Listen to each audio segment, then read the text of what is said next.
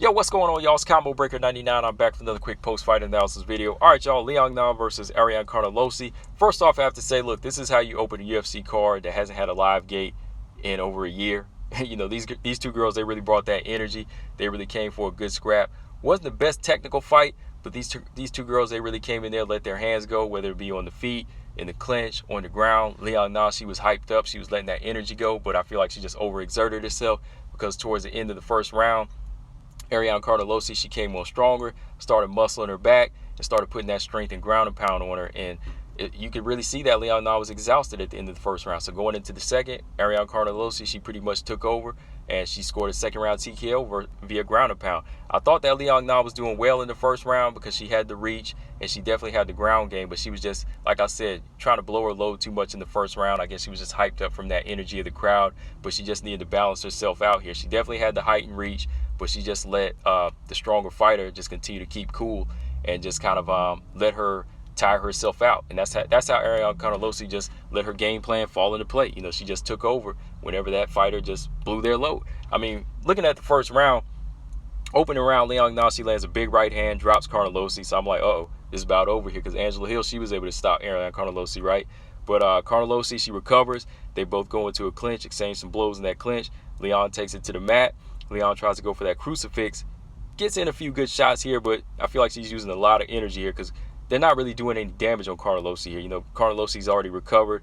She makes it back up. Liang applies that pressure, lands some good strikes at a distance. This is where she needed to stay. She's a longer, taller fighter, but she wanted to continue to go in. She goes in for the other take. She goes in for another takedown, goes to the back of Carnelossi, but Carnelossi makes it to the top position in Liang's guard. She goes in Liang's guard, and Carnelossi lands some good strikes here. So she's really pushing Liang at this point. You know, Liang is really blowing her load trying to fight back. So Liang, she's able to get back to her feet. She's able to get back to the top and side control. And eventually, Carnelossi, she's able to use that strength to push her off and get back up and flip Liang over and get that back now. So they're really grappling here. They're really grappling at a high pace in the first round. And Liang, she gets back to her feet, lands some good ground and pound as she stands over, but Carnelossi, she gets that mounted triangle and finishes the round strong with some hard strikes. Liang's corner at the end of the bell, they actually had to help carry her back to her corner because, like, I thought the referee was going to stop it there because once she got that mounted triangle, Ariane Carnelossi just unloaded some big shots. And when the bell rung, you know, the referee, he just stepped to separate them. But the way Liang Na looked, she was like laid out on her back and she slowly got up. So the corner, they actually had to help her get back. So it was just really all over the place. I felt like, you know, both fighters are really fighting, you know, fighting their heart out. But at the same time, I was like, Liang Na's overexerting herself here. She's about out. Is the referee going to stop it? But corner is carrying her back to the corner. I thought it was over, but no, they let it continue. Second round, Liang, she comes in wild, not using the reach. You know, she lands a good head kick on Carnelossi. It's kind of like a glancing blow of a head kick, but Carnelossi, she's throwing back. Once again, they go back to the mat. Carnelossi, she gets on top, and she just keeps that top position. She's like in a full mount here, and she's just unloading ground and pound at this point. Like, Liang Na can't even like get that burst to, you know, switch the position or counter the position or reverse it. So Liang Na at this point, she's looking gassed out. You know, she's just taking big shots. Back to where she was at the end of the first round. This time the referee, he steps in and stops it because it's too much time to go here, and she's just taking a beating, so the referee stops it. Ariane Carnelossi scores the second round TKO via ground and pound over Liang Na. So yeah, man, like I said, good energetic fight, good energized fight to get the crowd hype, and you know, I enjoyed it. Like I said, it wasn't the best technical fight from these two strawweights.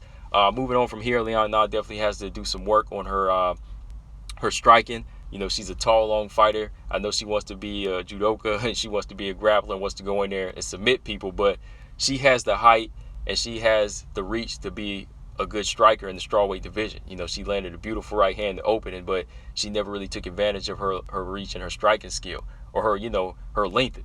You know, so that's something she needs to go back to the drawing board and work on. Ariane Carnelossi, very strong fighter, but I still feel like there's some things that she needs to work on, you know, in her next fight with whoever it be, you know, a Kay Hansen, a Corey McKenna. You know, I still feel like she needs to work on her defense. She's still eating big shots in there. You know, she's strong, but, you know, muscles and strength, that's one thing. You know, it takes timing, strength, and real skill in there to be a force at strawweight. So yeah, man, good opening fight. Like I said, let me know, guys, what y'all think from here. What type of